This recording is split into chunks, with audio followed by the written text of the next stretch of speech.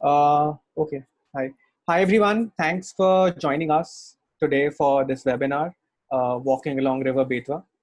It's organized by Veditum India Foundation. And Veditum is a Calcutta-based research and media organization, which has been in the past few years working on documenting rivers in India. That's been our first step towards our eventual goal of documentation and research. Um, as part of that work of documenting rivers, of documenting environment in India, and creating archives that can serve a purpose in a longer term, where they can be referenced to, uh, where the archives are rich, we initiated a fellowship program. And as part of that fellowship program, the first fellowship that we initiated was to walk along River Betwa. I'll quickly give you an idea of what this fellowship is, and then I'll hand over the uh, screen to the folks who have actually gone to the field, our fellows. Um, so the Moving Upstream Fellowship, first of all, we had immense support from our collaborators, our partners. For the Moving Upstream Fellowship, we have the Out of Eden Walk as our primary partners. Um, the Out of Eden Walk the is a global walk as compared to what we are doing locally, where a journalist, Paul Salopek, is walking across the globe in the footsteps of our ancestors. He started from Ethiopia, and in 7 years, he has walked all through the Middle East, through India, and now he's in Myanmar. When he was in India, I had the opportunity to walk with him. And while walking together with Paul, we discussed this idea of a fellowship that I was starting at Veditum, and he jumped in saying that he wanted to support the program. So since then, we've been working on it together. The first fellowship opportunity that we floated, was to walk along the Betwa.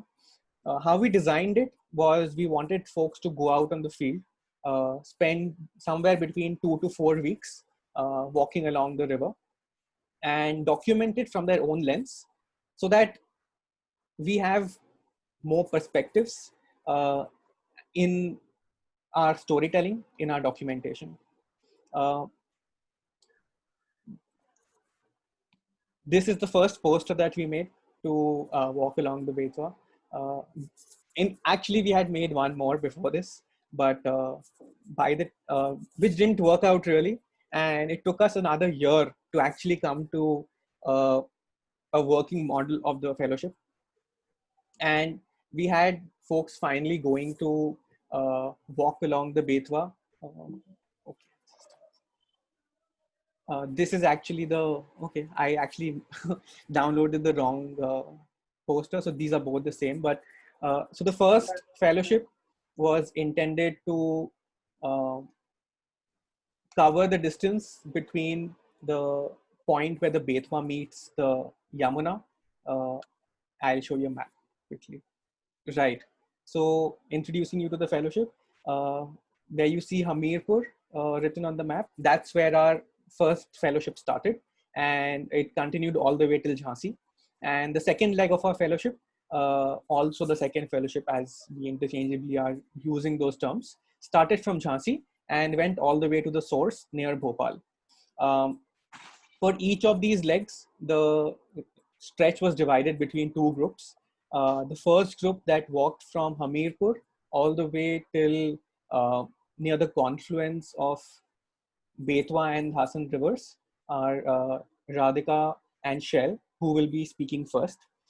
After them, we had Anu and Prerna walking from the confluence of Hassan and Betwa all the way till Orcha. Unfortunately, both of them have not been able to join us today because of prior commitments. From Jhansi, Orcha, close to Jhansi, to where the Bina River meets the Betwa, that is a stretch that was covered by Astha and Mohit, who are also here. Mohit is here with us. Astha couldn't join us today. And the stretch after that was covered by Ishan and Kabini, both of whom are here. And I wanted to show you this map to just give you a context of where the Betwa River is. Our journey has been a journey of moving upstream. The stories from these walks have been published on our website and on other websites, and we are constantly trying to reach out to more people with the stories. So I'll try and do a call to action at the end as well, where I'll invite you to write to us if you think you can help us host our stories somewhere. If you want to partner with us on future fellowships, and just to share your thoughts as well on what do you think about this idea of going out to walk and document our landscape. So I'll hand over the space to Radhika and Shail to start talking about their journey. And how it will go is that each of the folks will have about 10 minutes to speak, roughly. And after that is done, we'll have a Q&A. In the meanwhile, when they're speaking, please put your questions in the chat box. We'll take the questions after everybody's spoken. So, yeah. And please, everybody else, please keep your mics muted and cameras off so that we can give the space to the fellows to speak. All right, over to you, Shail and Radhika. I'll stop sharing my screen. Yeah.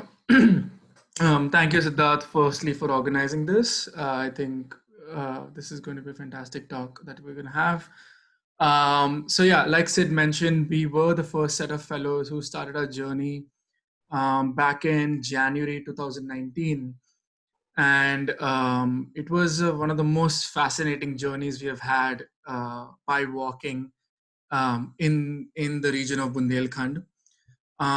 Since our walk, we have taken almost a year, maybe more than that actually, to compile mine and Radhika's combined so-called experience into a photo book, which we are currently publishing on Veditum and many other places.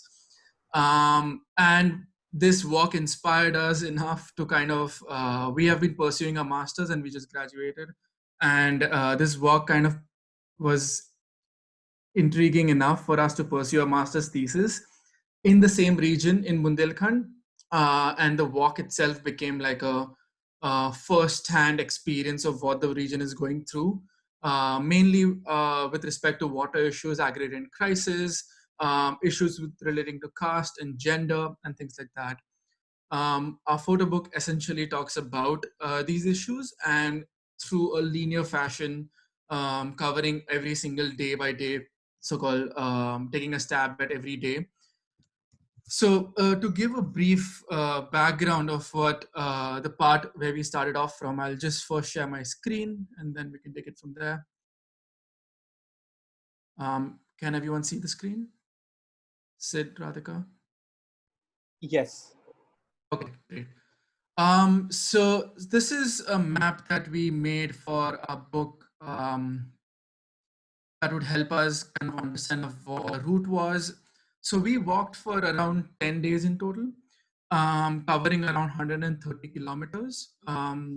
We got dropped off at Kanpur station. So we took a train from Bombay, reached Kanpur. And from Kanpur, our starting point was supposed to be, like Sid mentioned, was going to be Hamirpur, which you can see here. Can you guys see my mouse cursor, by the way? Okay. So the starting point is supposed to be Hamirpur is around 60 kilometers south of Kanpur. So we just took a bus from there and kind of reached Hamirpur. Hamirpur is the place where Betwa kind of meets Yamuna, and that was the starting point of our walk. We covered many different villages. The idea was to kind of walk every day from one point without a particular destination. All we knew was we were walking upstream along the river. In this map, just for orientation from right to left, as you can see the start and end point. And we mainly would reach every village around in the evening around 4 or 5. It was winter, so evenings were shorter, the days were shorter. So we would reach a village around 4 or 5, and that would give us enough time to kind of meet the pradhan of the village, the many so-called important figures of the village, and also just kind of walk around the village to kind of understand the architecture, the spaces, and also the kind of different issues that they're facing there. In a way, there was a routine for 10 days that eventually formed, where we would kind of reach a village by 4 or 5. We would figure out who the pradhan is. We would request the pradhan to kind of help us with the stay accommodation and food for the night. And then the things would just flow on for there, from conversations to seeing, talking to them, to understanding where they live, how they live, and kind of next day morning kind of restart the whole journey. So it's a pretty interesting experience in that way. Betwa in itself, the river has been facing many issues with respect to water crisis, and many environmental issues that are kind of relating to like climate change, lots of sand mining along the river. The Bundelkhand as a region is a pretty arid region, and because of the way the kind of soil is, it cannot retain as much water, and because of that, there's more water loss. Also, there is extensive groundwater extraction happening, which is adding to these so-called problems of agrarian crisis and water specifically. To kind of address this issue, the government has come up with a Ken. There's another river tributary of Yamuna called Ken River. The government has proposed a typical river linking project and kind of transfer water from the Ken River to Betwa. However, this project is controversial in many aspects. It will lead to around 9,000 hectares of land being submerged, out of which 6,000 are forested land. And most of that forested land comes under the Panna Tiger Reserve, where around 23 lakh mature trees will be destroyed if and when this particular project is carried on. This project is going to cost around 18,000 crore rupees, and many scholars, experts, including us from our own thesis and from all the literature we have read, argue that this money can be used in a much better way to kind of mitigate the situation with many smaller community-led projects on ground. Having said that, I will scroll through. So the way we're going to talk about our 10-day long journey, I'm going to talk about the first half, the first 4-5 days, and then Radhika will take over after that. I'm just going to scroll through some of the images that we experienced. They're not all the images. Most of them are in the photo book. And please do reach out to us if you guys want to read further. So this is Kanpur station where we kind of landed at. And one of the first things that we encountered while we got dropped off from the bus and we started walking along the river was literally the first site of sand mining. Many people are dredging sand with shovels and with their boats in the shallow waters and just dredging it, putting these mounds of sand, and kind of at night these sand mounds will be taken away. Most of the sand is transported. If you can see the bridge there are some trucks out there. We saw many trucks transporting sand, and most of the sand is kind of being transported to places like Lucknow, Delhi, mainly cities for construction purposes. In a way, you can de facto say that water is being exported from this region, which is already facing water scarcity, to different parts in India. Having said that, one of the first places where we ended up staying was a forestry department, where we met the main district forest officer. And we had an interesting conversation with him where we spoke about the issues pertaining to the region. He was largely unaware of the deeper issues that are prevailing in the region. But this is the kind of narrative that we experience in general over our work, that there was a lot of misinformation running. Many people had fragmented pieces of information about water crisis, about agrarian crisis. We spoke a lot with people about loan behaviors, about groundwater depletions and things like that. We also extensively, while on the work, we met many people out there. And we spoke extensively about policy schemes and things like that, like Manrega, like PMAY, like Swachh Bharat Abhiyan. There were lots of conflicted opinions about those kind of issues. For example, this was a village, the second day in one of the villages called Sahejna, where we ended up. The Pradhan here was quite fond of the Swachh Bharat Abhiyan, because he said that the women had benefited by not defecating in open spaces, thus making it more safe for them to defecate. But many studies have shown that, toilets have been made, but unfortunately without any sewer connections or any septic tanks below. What's the point of those toilets to start with? Another interesting thing that we kind of touched upon was the architecture of spaces. Most of the villages were a collage of traditional architecture as well as houses built out of mud and concrete. It was almost like multiple centuries living together, where architecture that has evolved through generations was still there. But the policies promoted houses being built out of concrete and mud and things, concrete and brick and things like that, to make it more permanent, or what we in India call pakka and kacha houses, which is debatable and we can talk further about it in the Q&A if anyone's interested. This was the kind of landscape that we constantly navigated through. Lots and lots of barren lands across the floodplain of the river, and many parts of the river themselves felt like this. Many times along the walk, we came across large swaths of land with paddy fields and other things like that. At the same time, we encountered many sand mining activities. This particular village, the day 3, was a particular like a telling of that story, where we encountered a particular space where one of the pradhans of the village, we speculate, was involved in what we speculate was involved in sand mining. And that was he was the guy. And the reason why we speculate is that because when we entered his house, generally most of the villages would have small houses and very bucolic landscapes, but this particular house is very different compared to the others, where it was like a massive sprawling house with a large ironclad gate, a tractor, a couple of cars, motorbikes inside. The pradhan himself was constantly surrounded by his so-called men around. You can clearly see in the photo there was a mound of sand behind him. And at night, when the conversations kind of just flowed and they kind of got trust in us to talk more freely, he did speak a lot about influence, about power structures, and how he made sure that he maintained power. We did talk a lot. We also touched a lot about um, caste and gender in various villages. We spoke mainly about relationships with respect to how water crisis and agrarian crisis is heavily oriented towards caste, where the upper caste have an access to water and control a lot of water. But at the same time, the lower castes are kind of, as usual, not allowed to access water that freely, um, even though it's one of the human rights. At the same time, we spoke extensively, as you can see in this particular image, this is day 4, where we spoke extensively about groundwater extraction and how it's a catch-22, where the tube wells are quite expensive for the people to kind of use. And at the same time, groundwater is being depleted. So even if they use tube wells, the groundwater levels are so low that the extraction does not help. And many times only 2 inches of water is what is being extracted.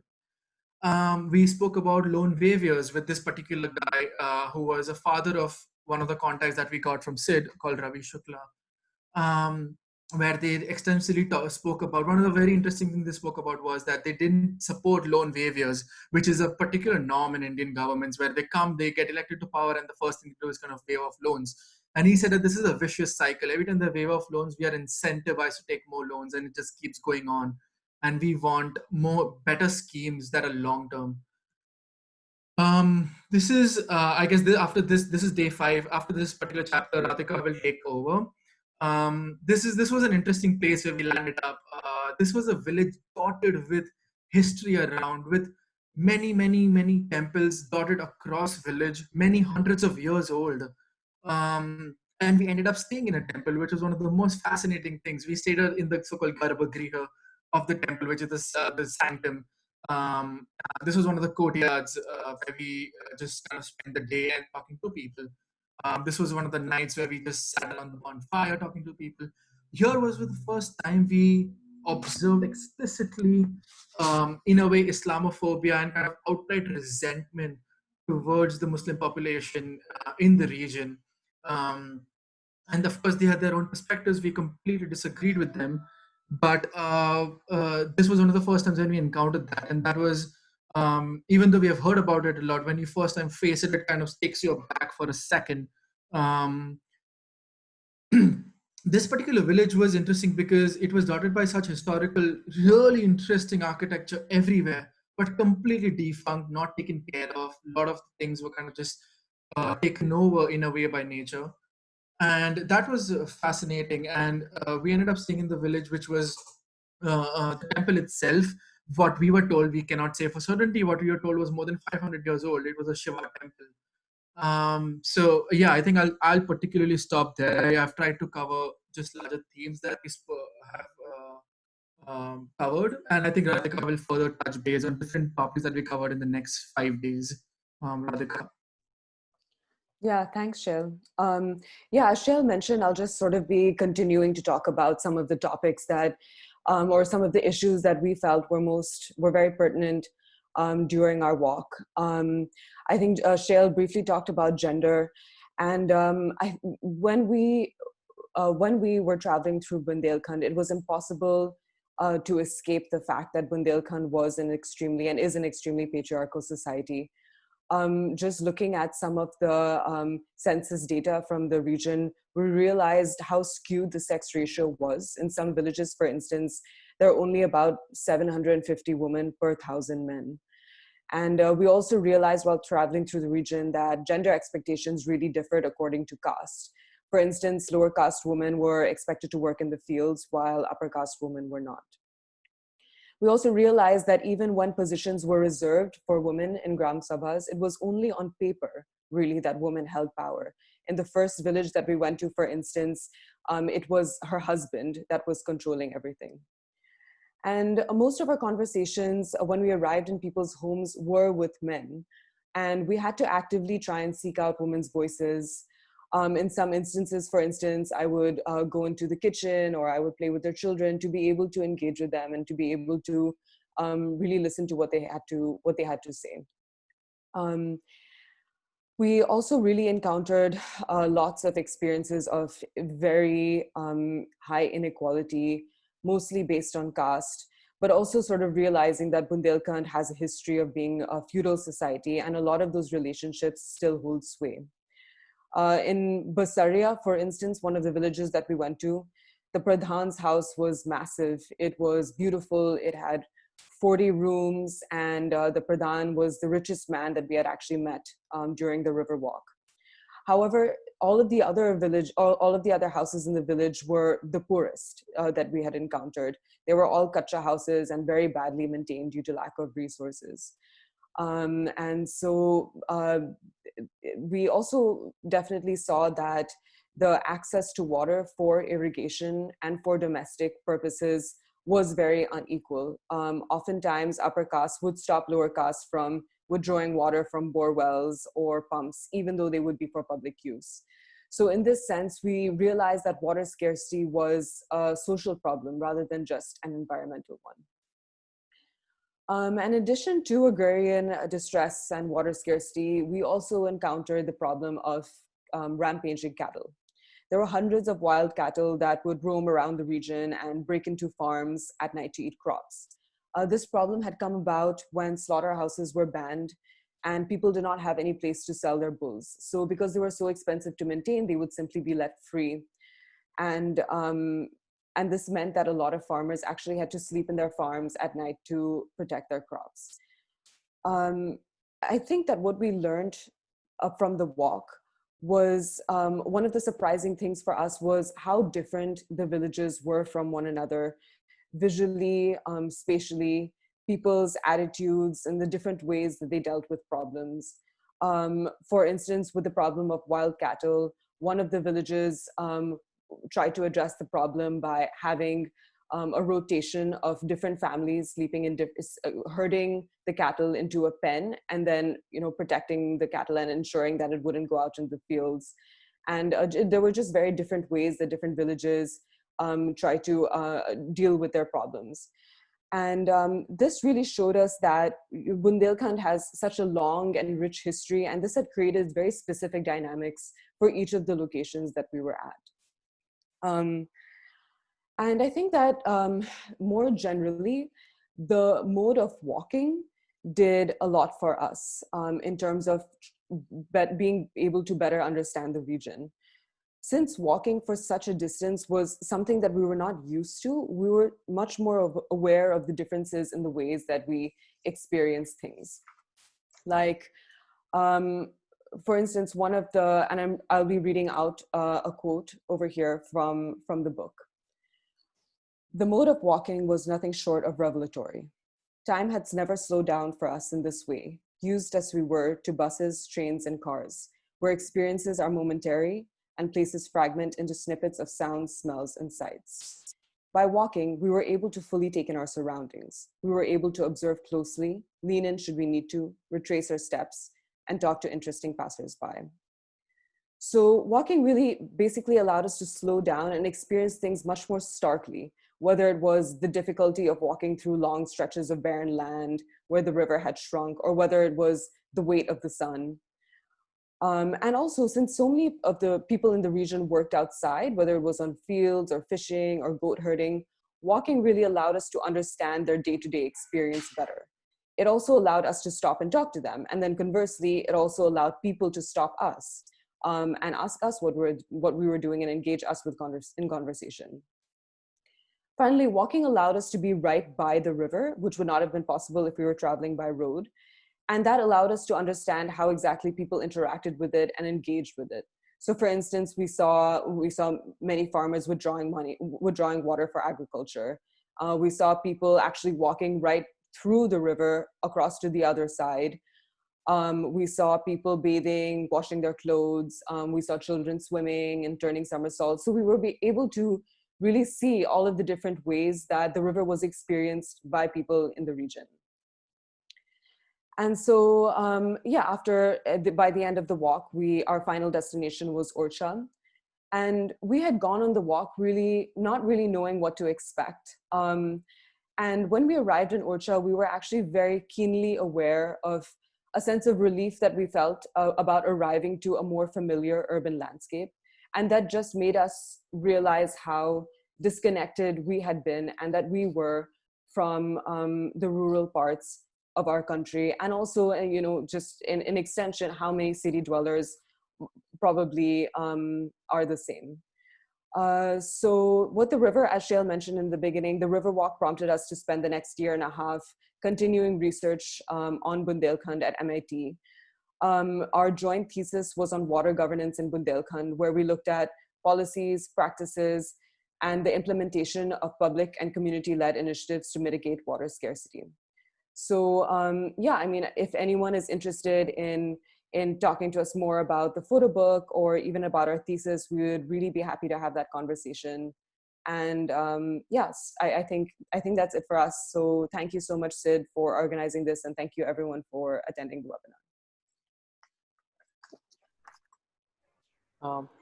Thanks, Radhika, and Shail for sharing your bits of the story, and it really felt like a deep dive. And I hope the folks who've joined us today are getting the sense of space through the space of walking. And for the next stretch of the walk, which is from where Radhika and Shail dropped off and Anup and Prerna picked up, we don't have any of the fellows present here, but I just want to bring in a slight perspective from their bit of the walk, where because we don't have Anup or Prerna, the issues highlighted from the first stretch, which is the first quarter, are very similar that appeared again in the part where Anup and Prerna had walked. But because Anup is a wildlife biologist and he took special interest in looking at birds while he was walking, he did a very long piece for us talking about avifauna and the habitats for birds in the region.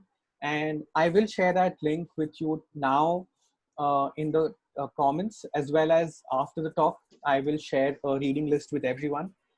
I'd request you to look at it because it really, first of all, it has bird lists. I think a lot of people are interested in that.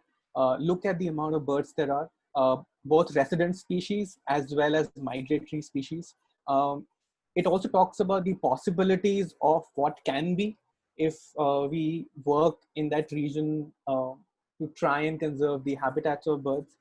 It talks about the effects of sand mining. It talks about the effect of denudation of forests and how that is affecting even the migratory birds who often come there. I will use this opportunity to switch to our next speaker, Mohit, who also might start with something on these lines. But he started walking from Orcha and then walked upstream till the confluence with Bina River. So Mohit, to you now. Thank you so much. And I hope everyone here, I hope my audio is fine. And I mean, in these strange times, I hope everyone's doing well. Hold on. Yeah, so I'm Mohit. A short introduction. I used to work at the Hindu. I was journalist for about 8 years, and I left in August to essentially turn freelance and independent journalist, travel the country and sort of like write stuff that you can't particularly write about in daily newspapers. And so in around that time, Veditum had this call for this fellowship, and it was a fantastic opportunity as a journalist in South India to go to Bundelkhand, and you've heard so much about Bundelkhand, and all sorts of terrible things is filtered, and hear it in the south. It's the land of dacoits. It's the land where Shail is based out of Phulin Devi, land of thieves, of poverty. And so it's like, as a journalist, it's a great opportunity to spend a couple of weeks there, gives purpose. And so we started on December 1. It was me and Asta who couldn't make it. She's a field researcher, a wildlife researcher from Lucknow. And we in 14 days, we walked about 280 kilometers. That started at Orcha, historical town, and ended close to Bina, where the Bina and Betwa meet. So that's 14 days. And Asta walked for a week before. It's quite an intense walk. I think we had covered about 100 odd kilometers before Asta's feet essentially inflamed and she couldn't walk anymore. We were pretty worried, and there's no like great healthcare system. There is essentially only homeopathic doctors prescribing all sorts of pills, and so we decided it was best that Asta go back to Lucknow because she couldn't walk anymore. So and I continued the walk. Did the last week another 100 or 120 odd kilometers alone. Um, so my fear initially, even before starting the walk, was that as a South Indian speaking pretty weird Hindi, in this strange land, the walk is structured such that around 5 you go and ask a villager, can we stay somewhere? Hope that they feed you. And as a city dweller, like someone who researches hotels before going to any place, it's a pretty scary experience. But I think within the second day there was enough confidence to just sort of like head out. It is incredible kindness. People, like we stopped worrying about food. In fact, we had to tell people, please stop feeding us, please stop giving us chai, we can't eat anymore. Even places to stay, essentially at 5 we'd start off by asking, is there an Anganwadi, is there a school that we can sleep at? People would basically say, no, come sleep at our home, and we'd have all night campfire conversations. It was a pretty cold, nippy December. And yeah, so when Asta was there, there was a sense of protectiveness, and so stay was relatively easy. When she went back and I started walking alone, there was that concern every night. In fact, there was a concern that, and this was around the time, if anyone remembers, was when there'd be WhatsApp messages of men with large bags who were kidnapping children, and so like that sort of like fear is also playing. But in hindsight, 14 days, not one night did I have a concern that I'll be sleeping on the road. I mean, not one night did I end up sleeping on the road. People did come, give me food. Not like, not one dinner was missed, and it was just a great experience overall. So I hope this is okay.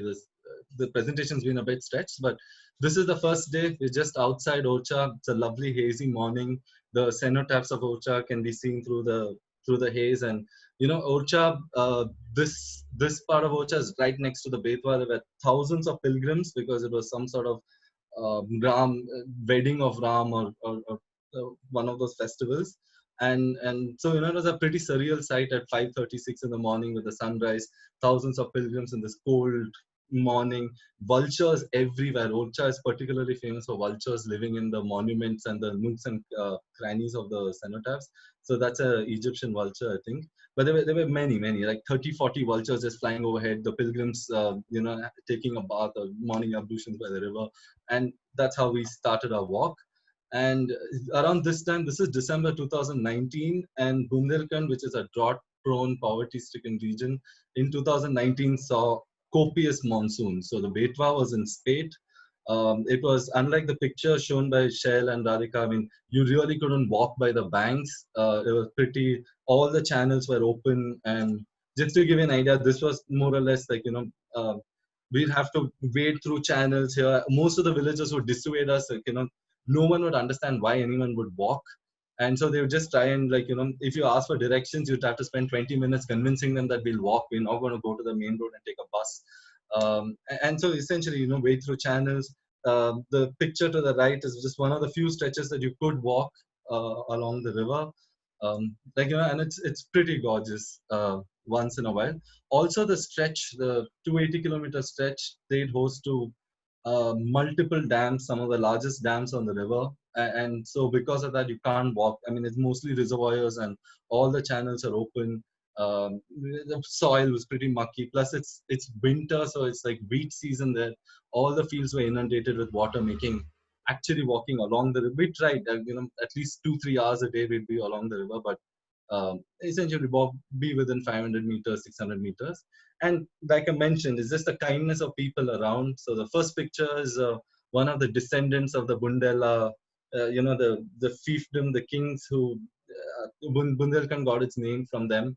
Yeah, I think his grandfather was the king of 13 villages or so. We stayed one night with his family. The next day, when he realized that he offered to drop us across a channel. The hazy morning, I think about 6 o'clock. So arranged for a boat. One child, a shepherd who was standing there, called him, and then we crossed the channel, saved us about 20 kilometers. And the second picture is, I think, this was the moment where after they left, it's almost in tears, because it's like just the humanity of it. So around 3 o'clock, I'm walking alone. This is a place called Gadoli, Devgad. It's hills and full of, relatively moderately dense forests. And at 3, and sunset would be at 5. So we essentially had 2 hours to get to my destination, which was about 15 kilometers away. And I really didn't want to walk through the forest. If it becomes, after sunset, it's really not fun walking through the dark of the forest. These two, within 3 minutes of me talking to them in Gadoli, just asking for directions, they said, we know the area really well. Prahlad, who's at the background, is about 60. Ritu is about 25. They walked about 2 hours with me through the forest until I reached the temple that you can see in the background. It's a large pilgrim spot with a place to stay. And then it's only when I reached the gates of the temple that they walked back. They refused. And essentially, as a city person, the only way you can give gratitude is to offer money. They refused. They said only your blessings are enough. And it was quite a bit of an effort, quite a bit of a walk for them to do. But it's just the humanity of the place. And yeah, along the way, sometimes you get gorgeous sights like this. The left is the limestone cliffs of the Betwa, full of, again, vultures. This is near Devgad, which is historical for it's got Gupta era temples, it's got Jain temples that are 500-600 years old. And then the right is essentially in the middle of the forest. I'm walking on top of the cliffs. There's a small path that you walk, and then this is the village. Until you reach the village, which is in the valley between this hill and the next hill.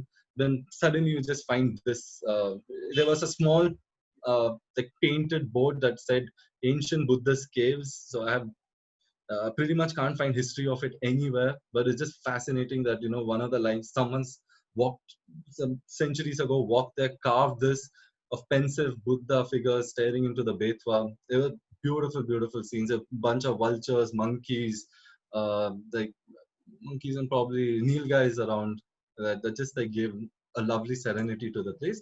And of course, every night came with sunsets that were either sitting in someone's house over a campfire, looking at the sun set in wheat fields, or over the Betwa.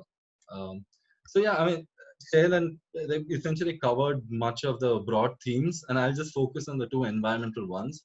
So one is dams and people. So while this stretch will not be directly affected by the Ken Betwa link, um, but the existing dams on the stretch is sort of an indicator to what is to come, what are the kind of issues that will happen. So it's like I said, we passed through 3 dams, such as Sukma Dukma, which was constructed about 100 years ago. Matatila, a relatively big dam. There's a picture on the left which has I think about 80 megawatts of power generation.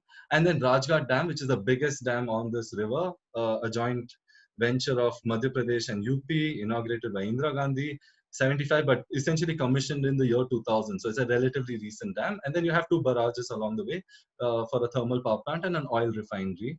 And So, I mean, this is Sukma Dukma, just like, a pretty interesting scene in which the dam essentially broke because of the monsoons. There was one of the sluice gates, I think, fell down, and the region was flooded. And here's a village that's standing at the only road that connects them to the nearest large market. And they help, like, people cross by motorcycle or sort of like cycle. And these are, I mean, it's just a pretty cool thing. And so, yeah, the first immediate concern for generally dam construction is land acquisition. And in the background is Raja Ram. He's 80. Chandan Singh in the foreground is about the same age. So theirs is close to Rajghat Dam itself and their land. So he used to own 17 acres of land in Gendora village, which is now completely submerged. 17 acres of land, says he was pretty independent. It was a good life. They used to grow makkah, johar, and red wheat. All three you don't find now, but they're pretty much drought resistant crops, independent. When the land acquisition started, they were promised independent lives, money, rehabilitation. He says in the end he got 17,000 rupees for 17 acres. That's 1,000 rupees per acre. Around the same time, his family had problems, and so medical issues, and in the end of it, the only source of income is a cow somewhere that is not seen as a buffalo that gives him milk, and his children are daily wage workers. He says he has no independence now. They live a life of poverty and essentially hates the dam. Um, this is just an indicator. And there are lots of people. We met lots of people who have had issues with rehabilitation, who have become from farmers to daily wage workers, earning minimum wage through the day. Then yeah, and then this is a strange problem which we didn't anticipate, but essentially because dams tend to store water and then release them, you have the dual problem of for villagers of flooding. So the picture to the right is near Jaklao, and you can see the irrigation canal. One of the pump heads is there. So I mean, the caveat is a lot of people inside. If you go away from the river, if you're about 2-3 kilometers inside, irrigation has completely changed the agriculture landscape. People are now growing water-intensive crops that they didn't grow. Wheat has come in a large way in the region. Incomes have gone up. But for those living close to the dams itself, so in the background, you can see a bunch of trees and surrounded by water. That's all farmland by the village. So until the waters recede, and this is a year of good monsoon, so until the waters recede, they cannot farm. They have no source of income.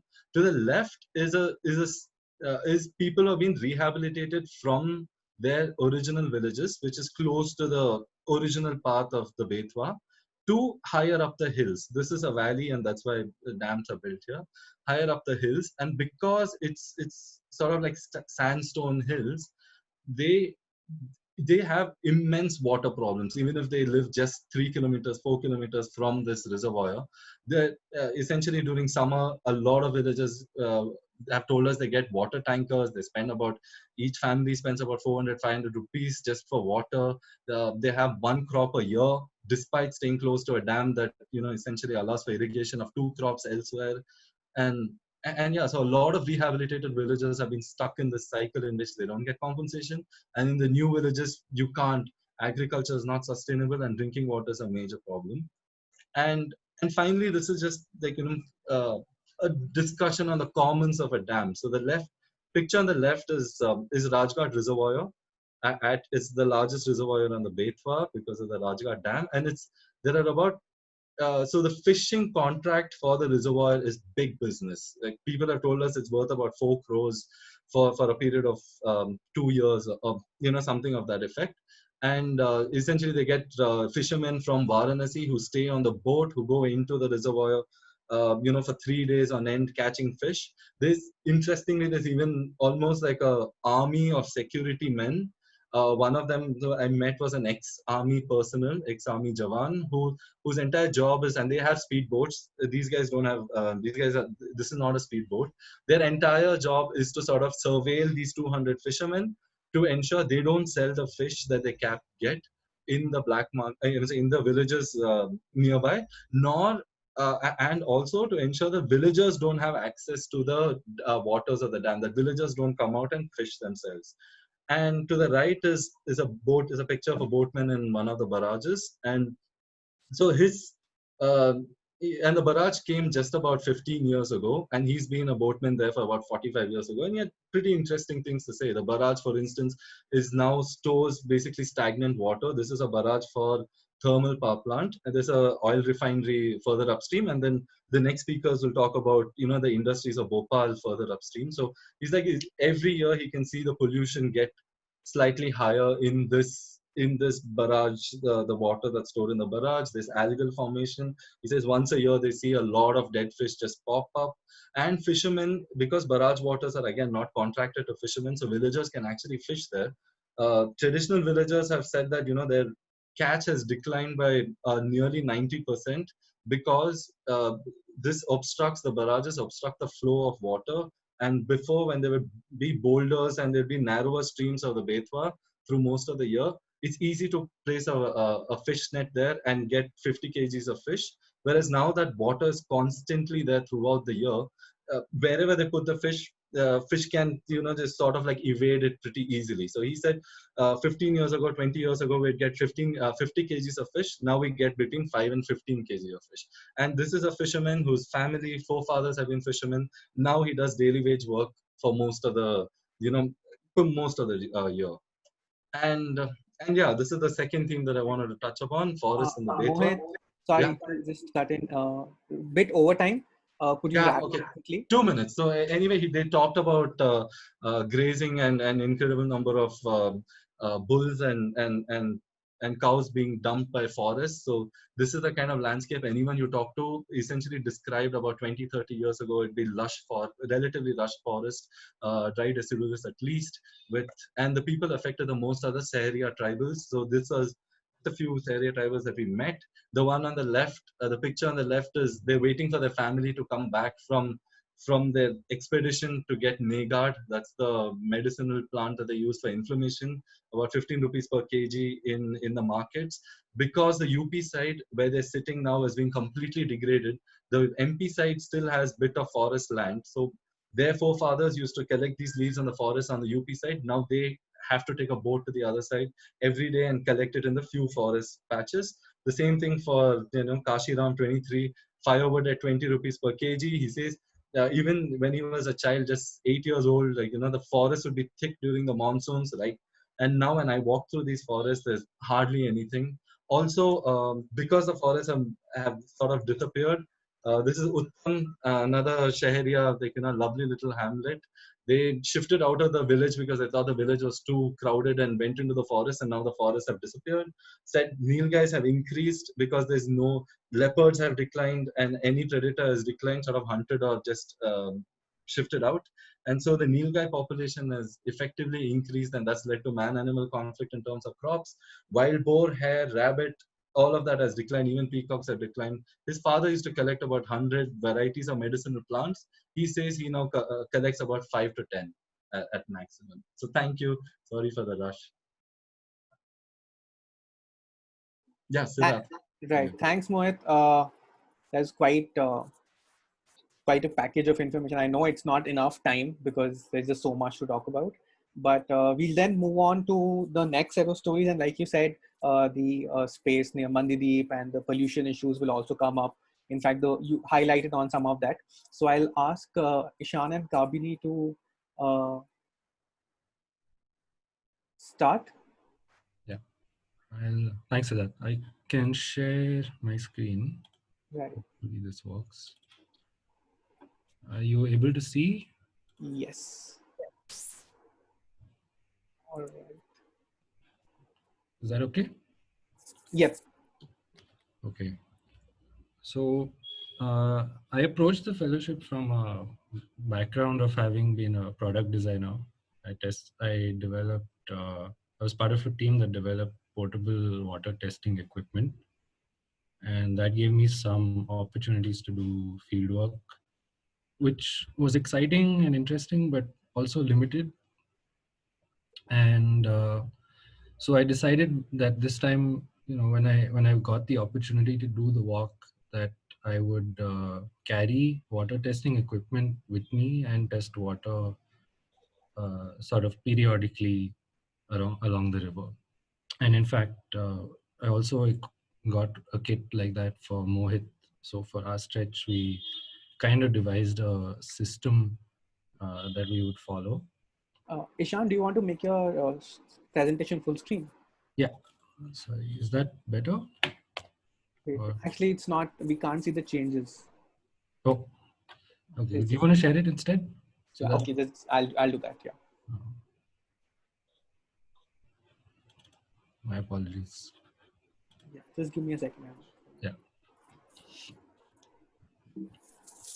1 second. Yeah. You can move to the next slide. Okay. So, so it's kind of hard. We couldn't really figure out how to devise what parameters to test water for, but we came up with this metric, which is mostly because we didn't have much prior data. Like the Betwa is a pretty understudied river. So pH and TDS are kind of general metrics, pH being the acidity or basicity of the water, TDS being the total dissolved solids, so kind of an indication of how many solids are dissolved in that in the water of the river. And phosphate is more like a indication of agricultural runoff, because phosphate is a major type of fertilizer used in agriculture.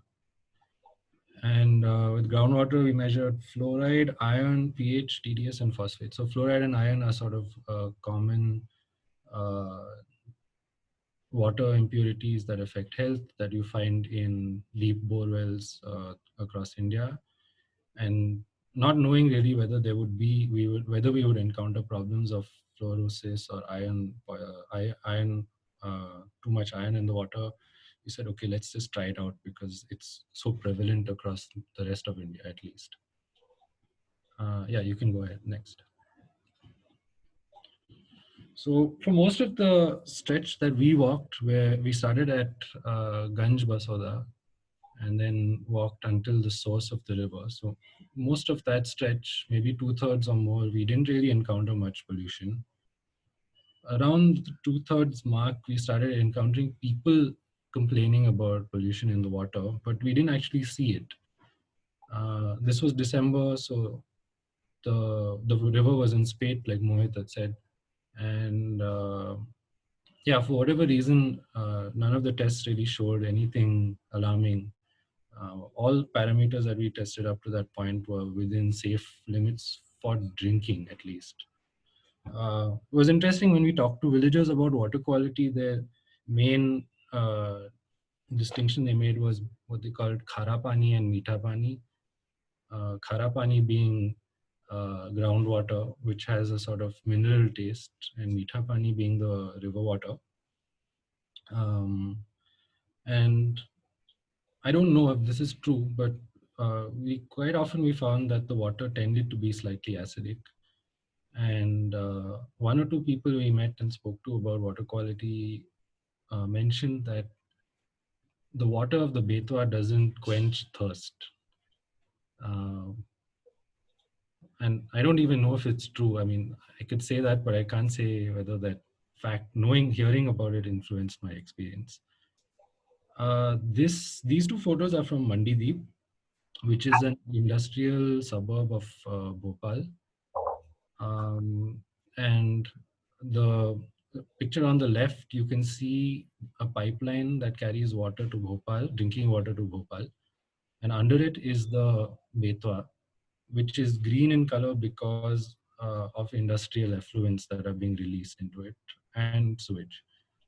And really hearing a lot of stories in Mandideep about water pollution and generally pollution, we decided to take a sample of this and have it tested in a lab.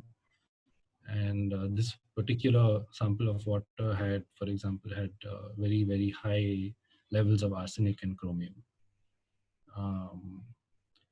And on the right is, I don't know if you can read that. It says Hershey India Private Limited. That is a green belt. That's a sort of CSR. Kabini, how do you describe it? Some kind of mitigation to their industrial presence, I suppose, or an attempt to mitigate. So yeah, it's right in the middle of the industrial area, and I think it's just a hollow attempt at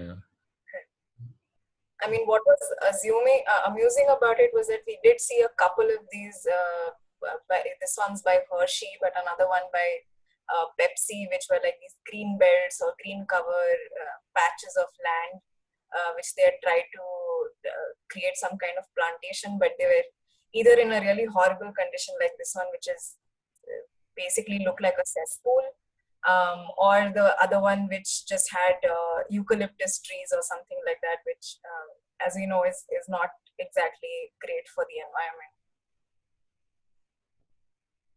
Next, please.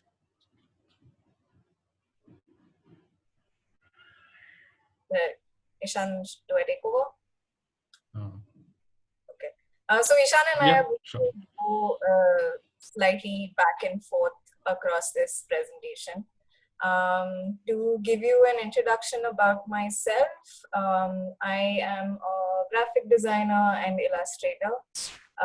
For the past few years, I've been working in the fields of conservation with researchers and ecologists.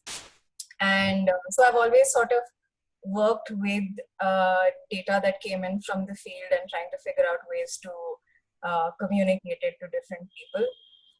This fellowship came up at a time when I was trying to see how I would place myself in the field, and what that practice and what that process could be like, because usually I'm either sitting in the city where somebody else comes in from the field with their data, or just shadowing people who are in the field and just observing and documenting them.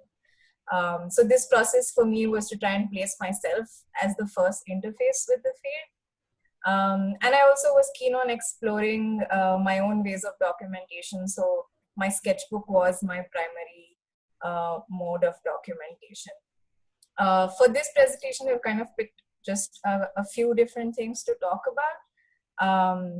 Here, as we already mentioned, that we were the bunch of fellows who were trying to walk to the source of the river, and that became a lot more complicated than we had anticipated.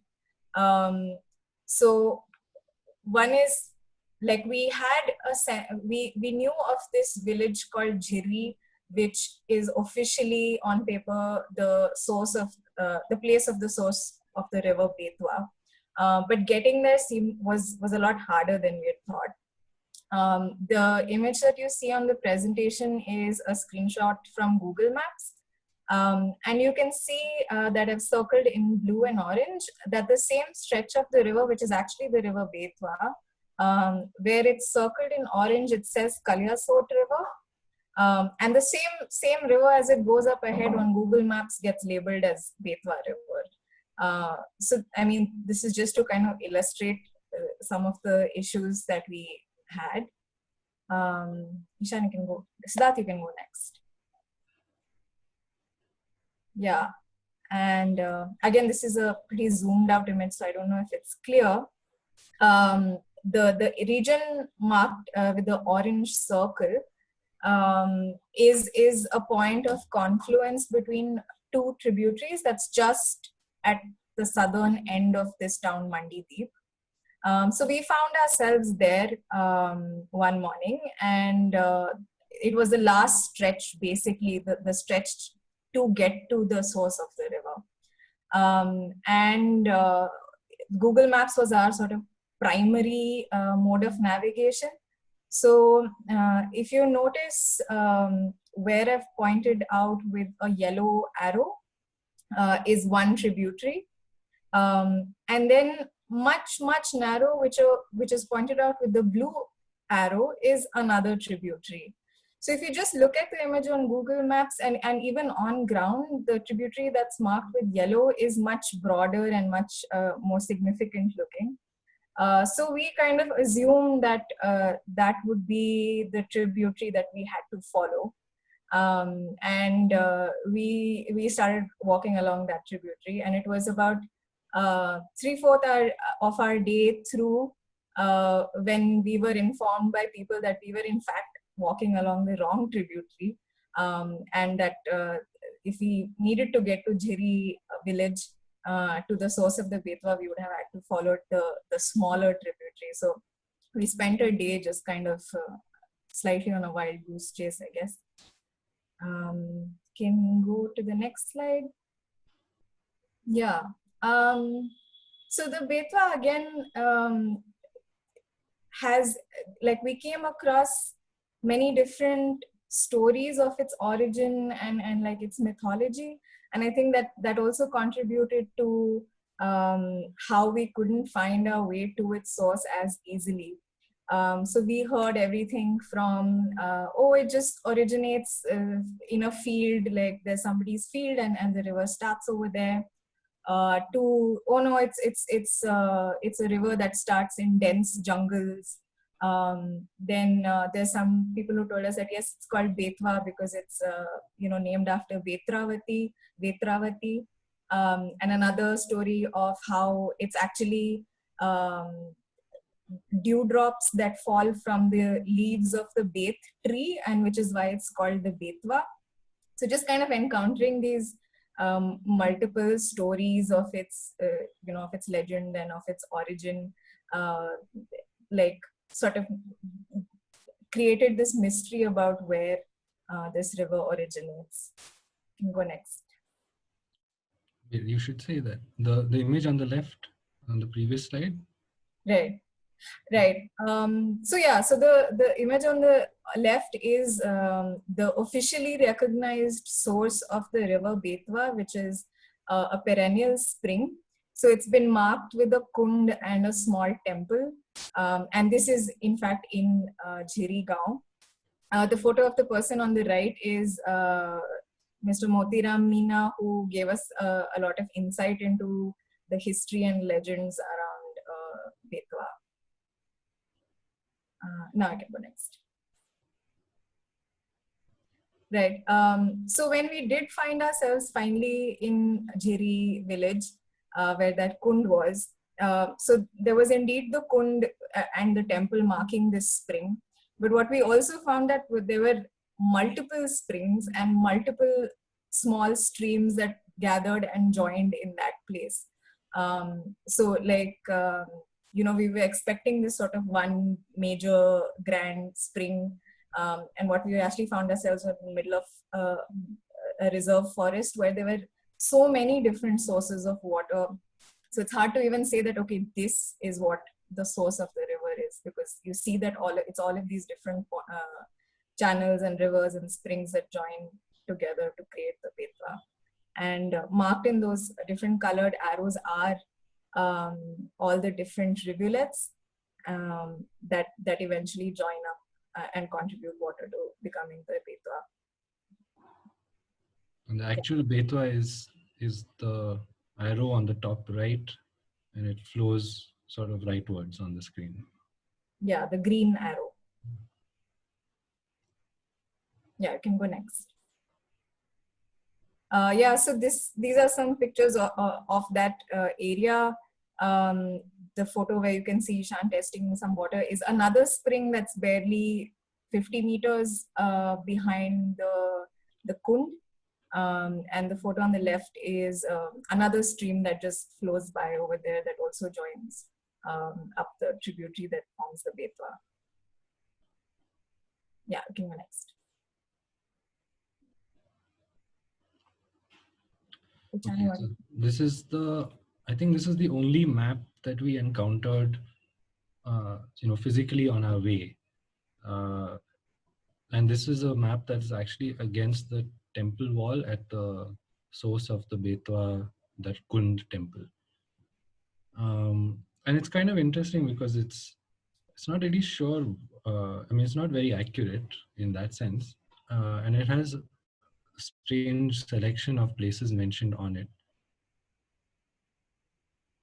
including Raisen, you can see in Devanagari, which is not on the Betwa itself.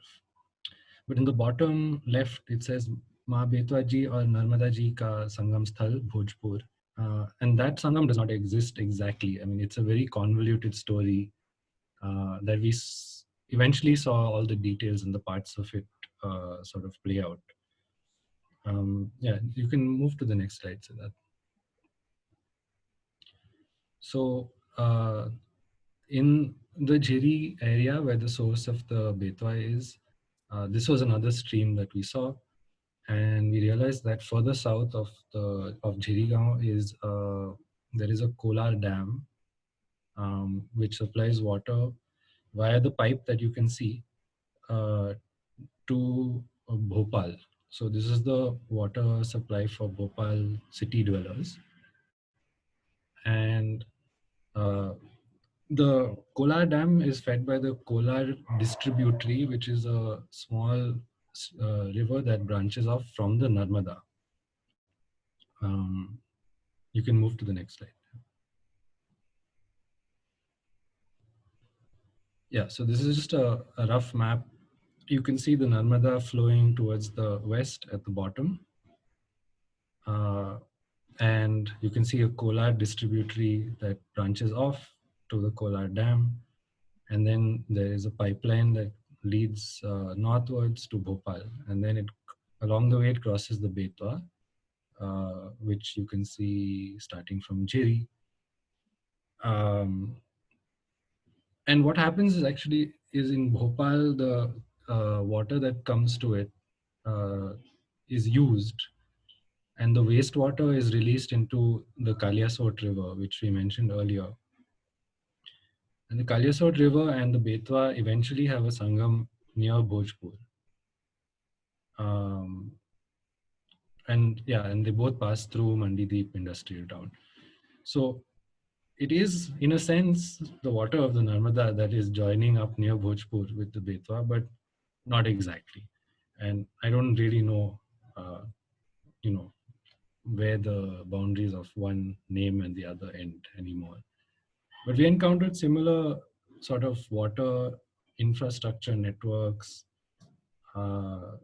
in many places along the way. And it will take a lot more research and I'll have to present more maps to show you some of those. Next, please.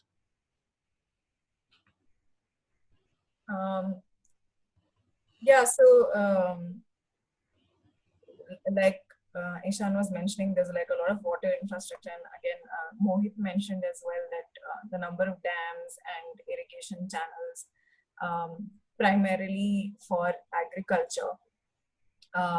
So we saw evidence of a lot of it in terms of these fertilizer and supplements and fungicides and weedicides and packets of them strewn all over. We did notice and we did get to hear about the changing kind of the changes in agriculture. Mohit also mentioned about how wheat is a new entrant. So with irrigation, there is an increase in like very water intensive crops. Rice is the latest entrant, which consumes a great amount of water, as is soya. So we heard about how crops that were earlier rain fed, such as jowar and makka, and a lot of other pulses are not grown anymore, because now you have these sort of very water intensive, higher yield crops being grown. And also back in the day, masoor dal would be grown as well, but now with the kind of agriculture that happens, masoor can no longer be grown in those soils because of how wet they are now, and masoor needs a lot drier soil to grow. So soya was a major crop that everybody seemed to be growing. And interestingly, the only, at least the way we saw it, the only uses for soya for people were either as oil or as soya sticks, which we saw packets of all over, and it's there in the bottom row, the second image is a packet of soya sticks. Yeah, I think that's our presentation.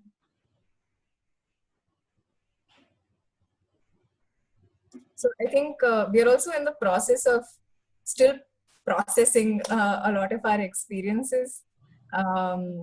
Things are fresh. We're recounting new things every time we talk about them. We're like picturing and creating narratives as every time we discuss about them.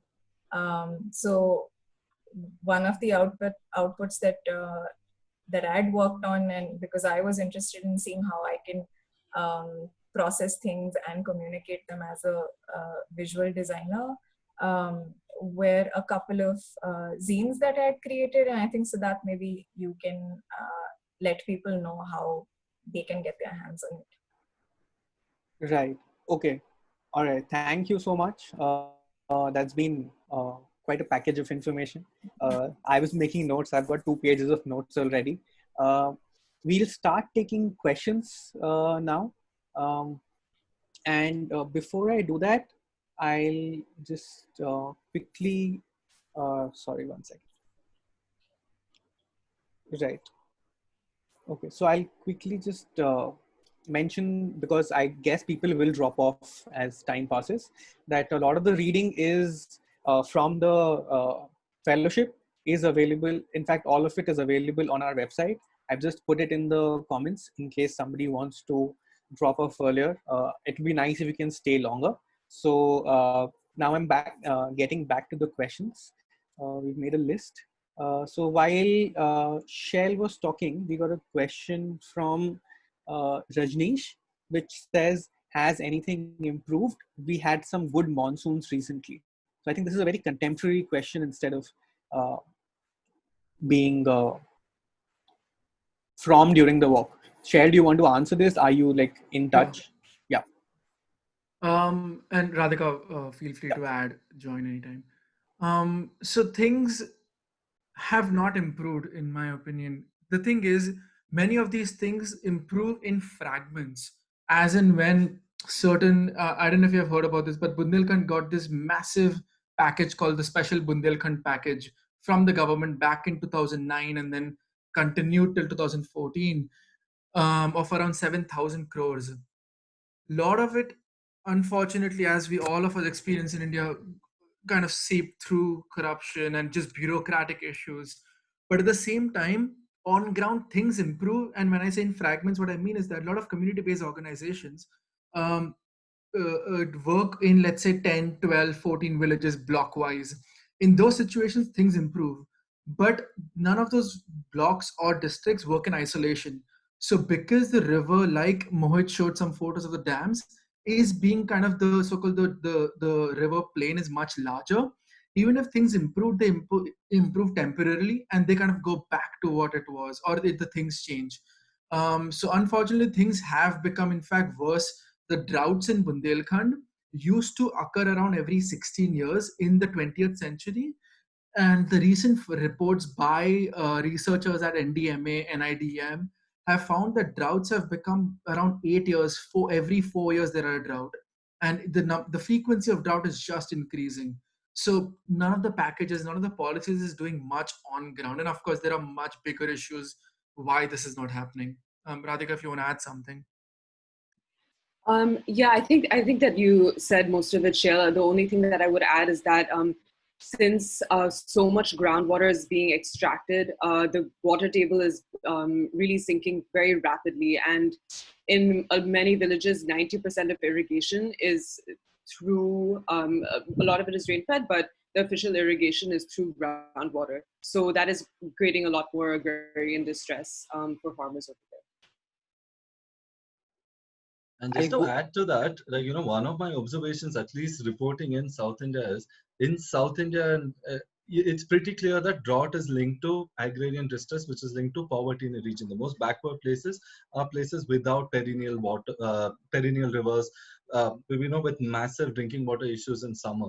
Whereas this region of Bundelkhand is not like that. At least the places that we went to have water access. They have a minimum of at least one crop, which is not a guarantee, say in places of South India, a minimum of one crop with additional second crop if the rains are good during the monsoons, or if they have access to stream and river water. But it's what is surprising is, one, hardly any government intervention. even in backward areas of South India, you do find milk parlors, milk procurement centers. You find APMCs. You find government-related places where MSP fertilizer shops. You don't find any of that there. Even the schools are so rare that you find. Then it's got its own historical baggage of very low literacy rates, highly small landowners, except for forward castes that have large land holdings. The rest of them, particularly SC and ST, have barely an acre or so. So they have to constantly keep migrating. They work on minimum wages that are incredibly low compared to places. So I'm not really sure that drought is the primary driver. I think there's large historical context also to this. And just one very small point to Mohit's point. I think the question, has anything improved? The first question after that should be for who? Most of the times, even if they improve, it is for the upper caste and the upper class of the village.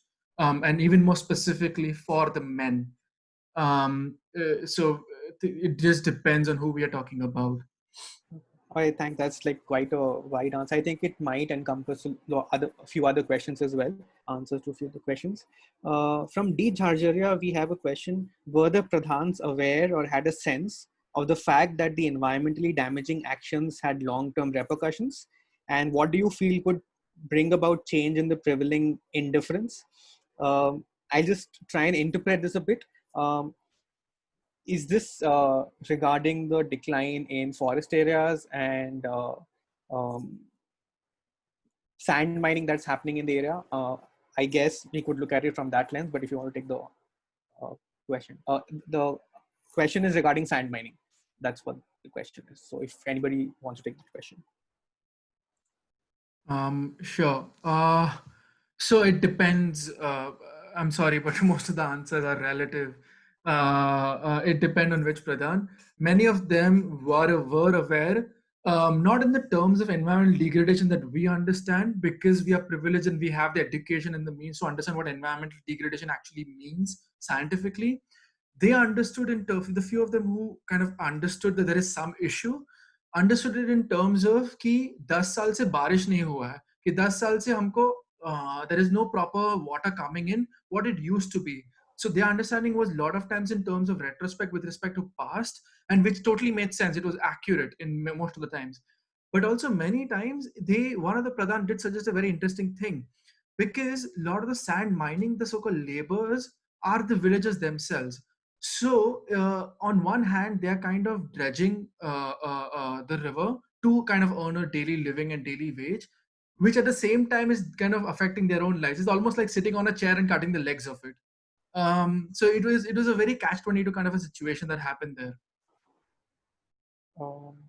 I just want to add quickly that the negative effects of sand mining, whenever we are talking about it, is largely when it's mechanized and unregulated.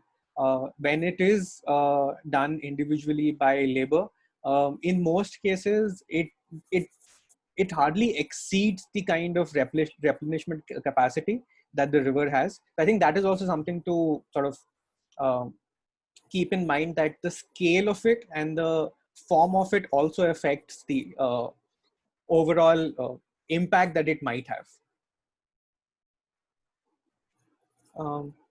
Should we go to the next question? We have a question that says, are you planning to walk along any other river in coming future? I'm assuming that is for the organization for Veditum.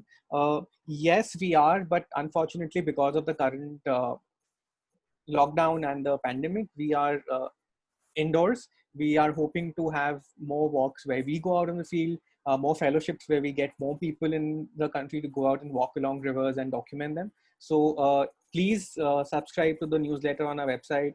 We also have a WhatsApp broadcast list for updates, which is a bit more frequent. So you could send me your phone numbers. I'll mention this at the end of the webinar as well.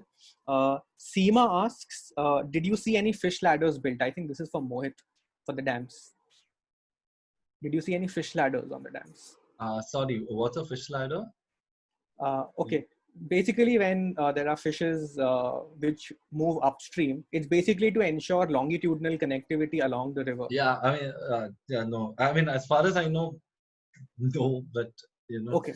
That's something that you need to know what it is to keep an eye out for. Right. But I really doubt it's there, because I don't think anyone cares about the fish.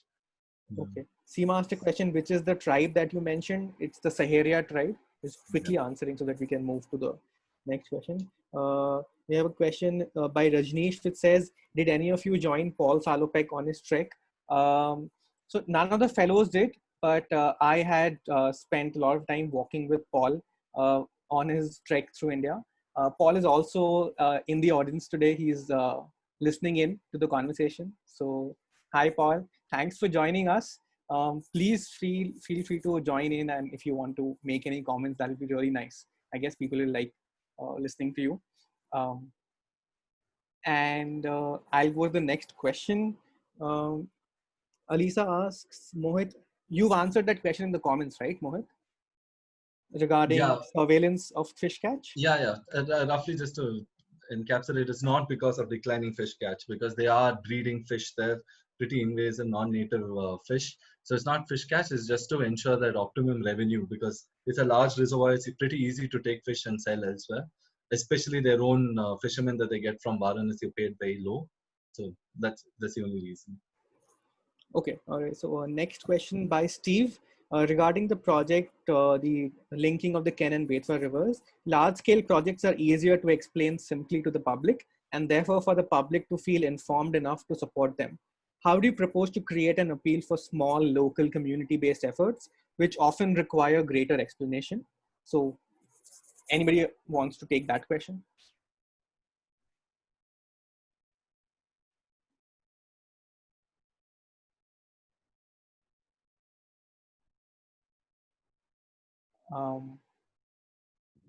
Well, I think that one thing that I would say that is that community efforts are actually a lot of the time much more linked to the realities that people experience on the grounds, and therefore on the ground. So I don't necessarily think that it would be very difficult for people to understand the benefits of community-led initiatives and to be able to be persuaded to carry it out. And in fact, I think that large-scale infrastructural projects are easy to communicate, for people in the know, or for people who are maybe living in urban areas, and information is able to be disseminated more easily. But I think that, for instance, when we were on the river walk, we asked almost everyone, every pradhan that we met about the river linking project, and we found that there was very little information that people had about it, and very little knowledge about what exactly was going on. So that's how I'd respond to that. Right. I'd like to add something just quickly before anybody else wants to jump in. I think also what's key to solving this is that when the idea of the river linking or large scale projects is being proposed or is being shared, it's being done through the microphone of the state machinery, which by default has such a huge cover that it at least puts a seed in people's mind. I think one of the ways to challenge that, or one of the ways to change that, would be to somehow find a way to use the state broadcasting machine to talk about these things instead of talking just about large scale infrastructural projects. I think Kabini, you were saying something. I mean, I see it more of a issue of intent rather than complexity, because like a lot of the sort of on ground, smaller scale, community led interventions that could be possible also are things that people have been doing for a long time, like open wells, or like any kind of rainwater harvesting structures and so on. These things are things people have been doing forever. So explaining it is actually not that difficult, because people are aware about them, but it's just like, what is the intention behind spreading that information? Yeah. Right. Okay. There's a second part to Steve's. Sorry. Ishan. I just wanted to jump in and say that we met a few people who were facing other problems. Villagers on our walk who were facing other problems, like crop failure, for which they'd already been paying insurance premiums, and they were hoping for their insurance to cover them through a bad season. Among other similar kinds of problems. And a lot of times they would say that what we really need to do is get everyone who's been affected by this and sort of go to the the government mechanism for handling these kinds of issues. But they recognize sort of how much effort is involved in it. They also know how many different issues they have that need to be acknowledged or considered. And I think there's a little bit of a disillusionment with the state mechanisms for being heard, because there are checks and measures that exist, um, but they're not being used with the right intention, I think. That's quite. I think this might feed into what Shail and Radhika have worked on their thesis on in terms of governance. That might be. Right. Okay. We go to the next question. With change in agricultural crops, are people's food habit and cultures also changing? Did you observe anything about this?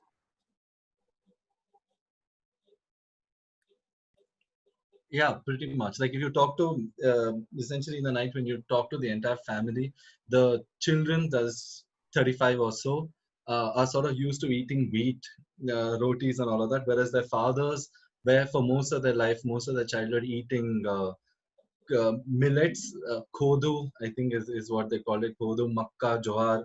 Like these are drought resistant, relatively drought resistant millets that are just faded out. So this wheat is, I mean, I was really surprised because I assumed North India was wheat as the staple, but they said that it's barely 20 years. 20, 25 years ago, it wasn't wheat at all.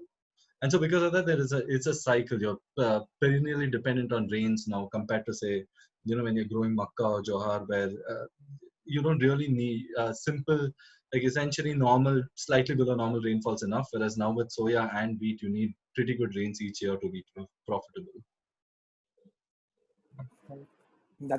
I think that also points to, sorry, Kabini. Just like something that we heard. So in one of the places where we stopped by in the evening and stopped for a cup of tea, the grandfather in the house was talking to us and asking us, like, where are we staying and how are we eating? And when we told him that, we're staying in people's houses and whatever people offer us, we're having that. So he just made this comment saying कि हाँ आजकल किसके घर में दो लोगों के लिए खाना नहीं होगा. We know, which when I think about it seems to indicate that maybe like earlier there might have been more diversity, but maybe little low on volume and like the ability to kind of generously give out food in that sense, like maybe food is more scarce. And now like with agriculture, with these kind of high yield crops and with the irrigation and so on, that maybe there's more plentiful amount of food, but diversity seems to have gone down. That's quite a good perspective. Thanks for adding that, because it generally the volume question or the amount that people have is not discussed as much. So quickly with the next question, did you feel that people's relation to the river changed as one moved upstream, downstream, maybe linked with the volume of water in the river or the pollution? This is by Mrinal.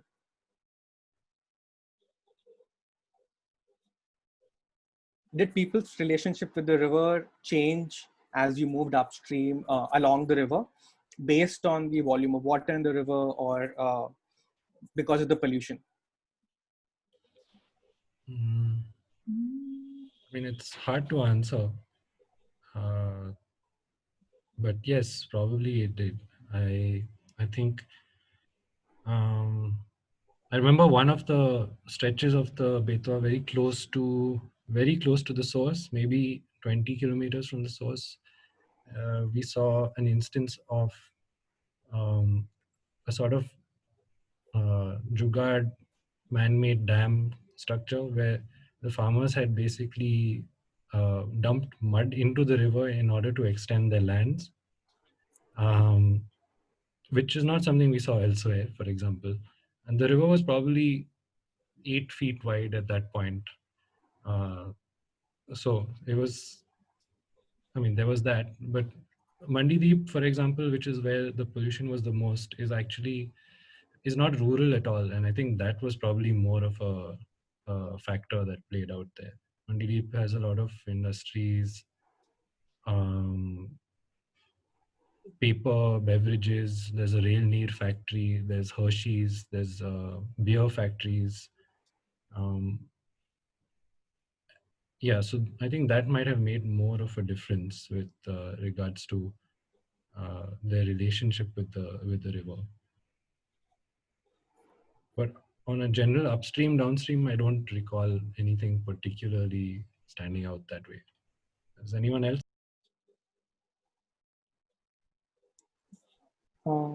Anybody else wants to add anything? I don't remember observing that particular Okay, difference. I'll take the opportunity to maybe add a point, because I think the stretches walked by the groups were not long enough to make this observation. And in my earlier observations of walking a longer stretch of the river, this actually comes out very openly and clearly in terms of people's relationship with the river. And it does, the pollution, the volume does play a factor in terms of people's fears, in people's usage. And yeah, so I mean, there can be a huge discussion around that also, but we'll try and go to the next question.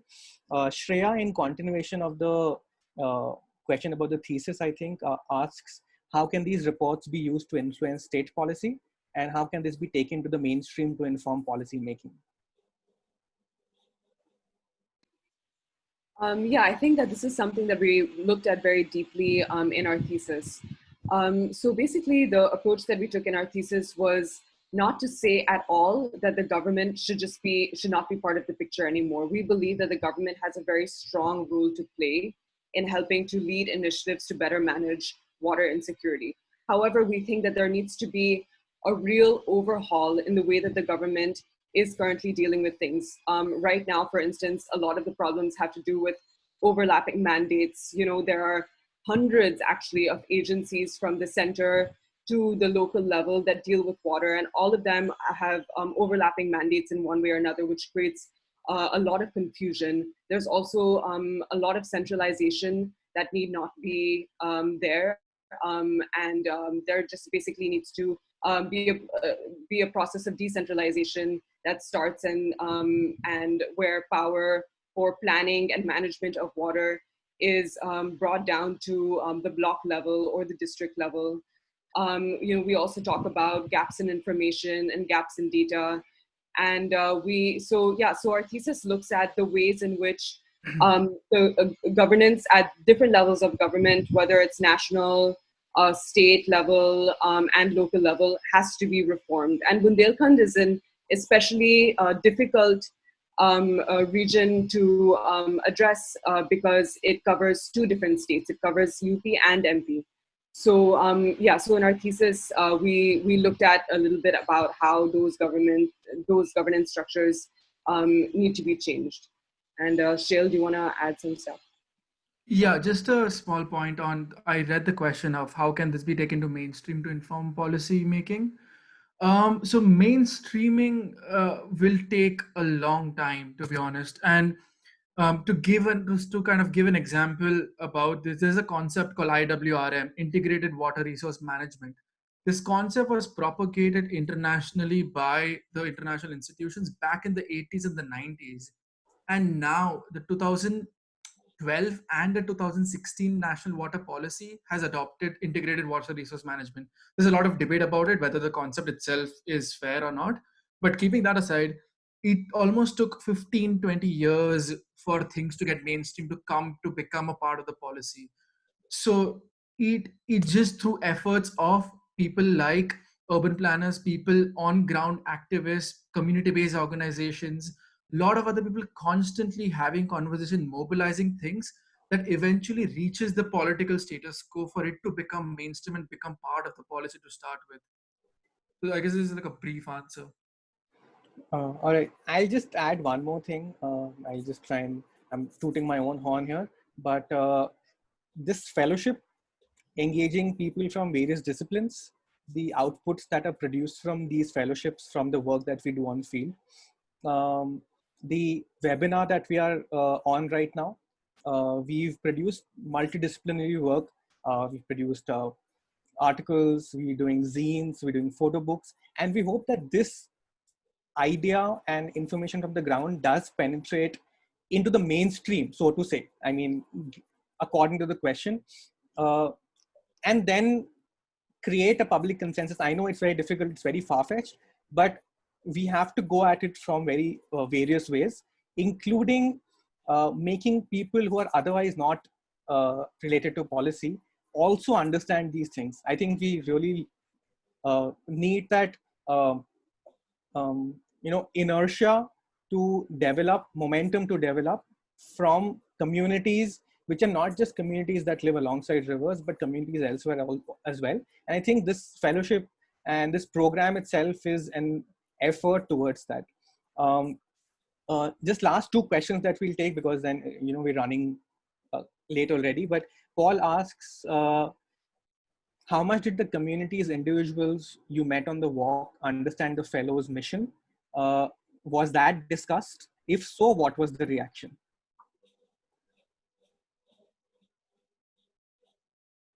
I think we all have stories of the various versions of the mission that we have presented. But I think overall it is, you tell them you're walking, they ask you why you're walking, they ask you whether you're from the government or not. When you tell them private, they look very disappointed. Then they ask you, are you getting paid a lot for this? When they realize you're not getting paid much, they're even more disappointed. But in the end, like after some time, I realized that to sort of explain, it became easier to tell them you're on a parikrama, like a quasi-religious thing for the river, like a parikrama for Kisan or for the Nadi, and then they become very enthusiastic about it because they understand religious walking. They can't understand any sort of non-religious, like, science or journalistic walking at all, because you have to. I think everyone's answer, at least you get at least 4 times why we couldn't afford a bike or a car, or like, why can't we just take the bus? I think you answer based on whether you have time to talk to that person or not at that particular moment. Sometimes if we didn't have time, we'd say we were surveyors, and they just dismiss you. Yeah. Anybody else wants to add anything to that? Yeah. It was like one of two things, right? Like, survey was easily understood, and considering how we looked and how we presented ourselves with our backpacks and shoes and so on, we looked most likely like surveyors. But then when we said no, definitely there was a lot of confusion. But yeah, like Mohit mentioned, just saying like parikrama sort of became the word towards the end. At one evening, I remember we had stopped and we had gotten a place to stay at a temple. And we had spoken to some younger people over there about what we were doing and that we wanted to stay. And an old man sort of hobbled in and came and looked at us really curiously and started asking us what we were doing. And I explained as best as I could, and I said, we're walking along the river and Nadi ki parikrama kar rahe and all that. And he took a minute to process it, and he suddenly like bent down to touch my feet, and I was really shocked with that. But for him, it was kind of, I guess, a sacred job that we were doing. So yeah, people reacted to it in various ways. Any other inputs on this, or we'll just take the last question then? Yeah, just very quickly, Shail and I were architecture students who were walking along the Betwa to understand architecture of the villages there. So that was the story that we told. And yeah, we were very wary of saying, a lot of people thought that we were from the government, and we were very wary of that because we thought that people might not be open with us, or that sort of thing. So I think that this students thing worked pretty well for us. Okay. Quickly, last question. What kind of desk research do you conduct before starting the walks? And to Radhika and Kabini, did you all come across any gender biases, since you mentioned about the patriarchal nature of the region?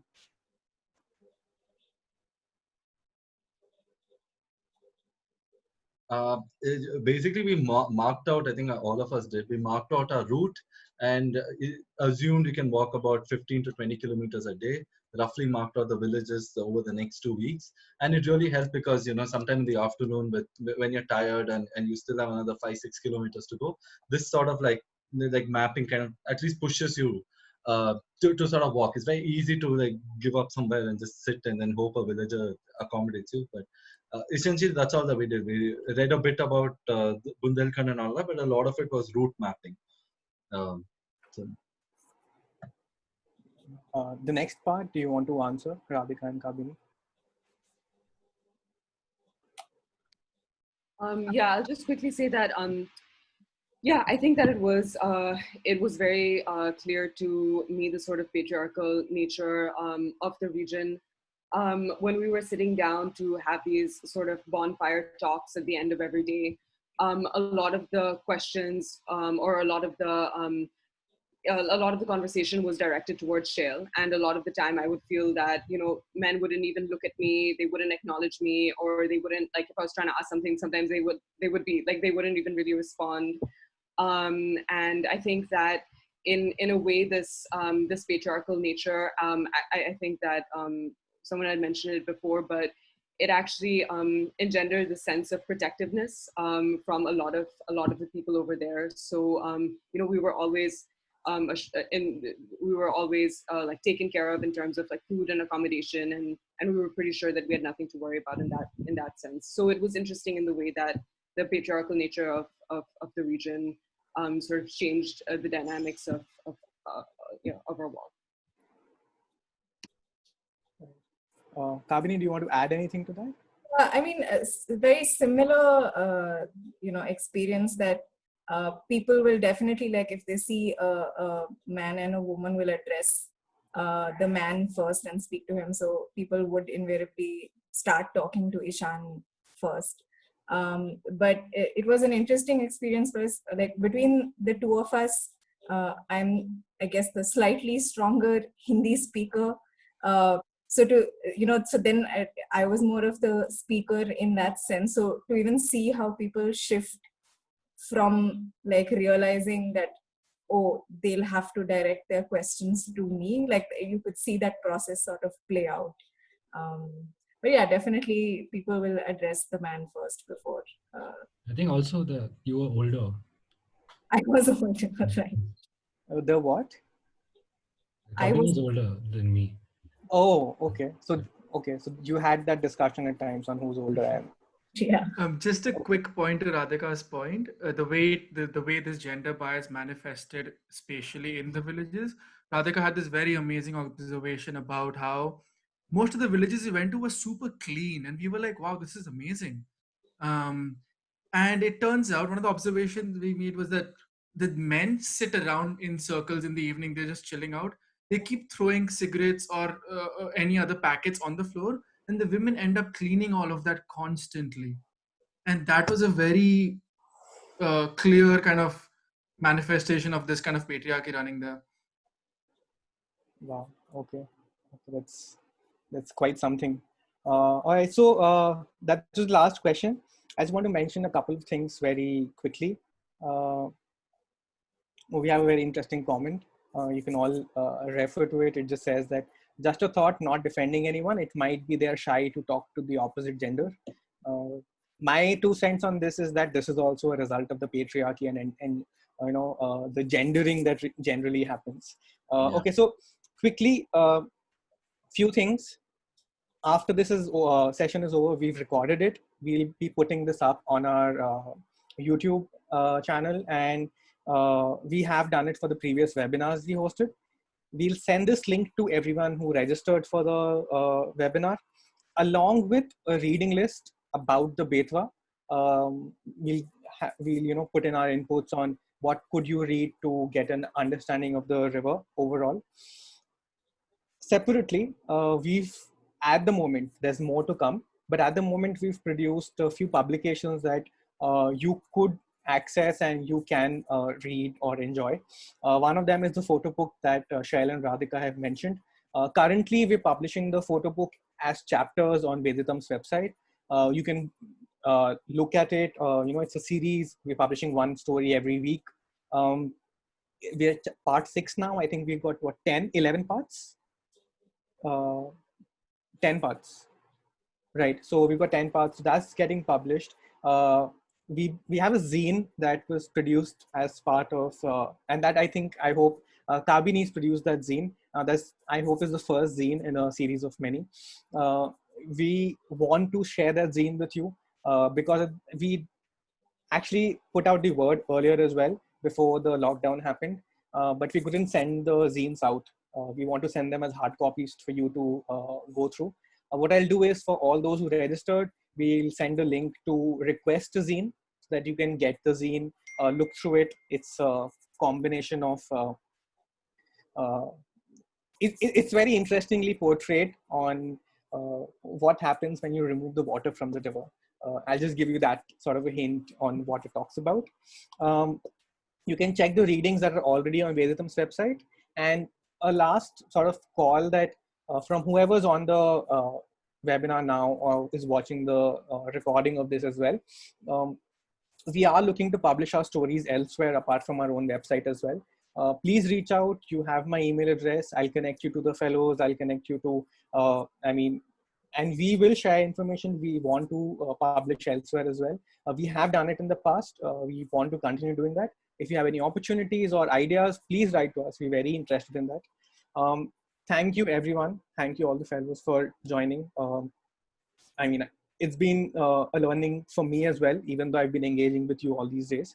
I hope it's been fun for everyone and informative for everyone who joined us. Before I wrap up, thanks, especially because we're on the topic of the fellowship, thank you to Paul, who's been a solid support from the Out of Eden walk in making this river fellowship happen. And we are going to launch more of these fellowships soon as going out, stepping out, walking in the field is normal again.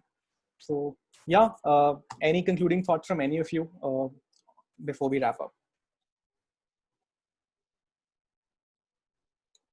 There's 2 zines. There's 2, yeah. So we'll send that info from the email. Thanks for correcting. And like Priyan said, my WhatsApp number is on the chat right now. We have a broadcast list for Veditum stories and updates on whatever's happening. You can just drop me a message if you want to subscribe to it. I will add you to the broadcast list so that you can stay updated apart from the email as well. All right. I guess that's it for today. Thank you everyone for joining us. And yeah, look forward to the email.